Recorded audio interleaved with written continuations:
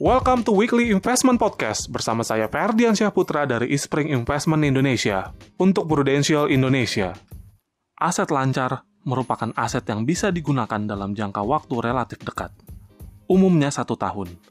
Karena jangka waktu yang relatif pendek, maka idealnya jenis aset ini bisa dengan mudah digunakan sewaktu-waktu, yang umumnya digunakan untuk memenuhi kebutuhan darurat untuk bertahan hidup, khususnya di kondisi pandemi saat ini. Dengan pandemi yang masih berlangsung dan munculnya gelombang baru, maka penting untuk memperhatikan beberapa aset lancar agar fondasi keuangan pribadi ataupun keluarga masih tetap terjaga dengan baik. Berikut beberapa jenis aset lancar yang perlu diperhatikan. Yang pertama adalah uang tunai.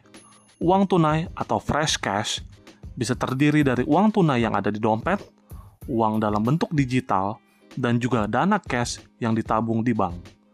Seluruh aset tersebut bisa dikatakan sebagai aset lancar yang paling lancar karena kita punya akses langsung dan paling cepat untuk dapat digunakan, dan yang seharusnya pertama kali dipakai untuk memenuhi kebutuhan hidup sehari-hari selama masa pandemi.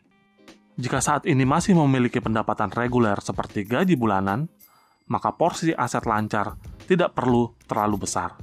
Cukup untuk memenuhi kebutuhan cash 1 atau 2 bulan ke depan. Sisanya dapat dialokasikan ke tempat lain, seperti asuransi ataupun investasi. Yang kedua adalah deposito. Deposito memiliki rentang waktu khusus, bisa 1 bulan, 3 bulan, 6 bulan, hingga setahun. Jika melakukan pencairan deposito sebelum waktu yang ditentukan, umumnya akan dikenakan biaya penalti. Besaran dana yang harus dialokasikan ke dalam deposito harus mempertimbangkan besaran alokasi yang sudah dialokasikan untuk kebutuhan sehari-hari, asuransi, investasi, dan dengan mempertimbangkan profil risiko dari masing-masing individu. Yang ketiga adalah investasi jangka pendek.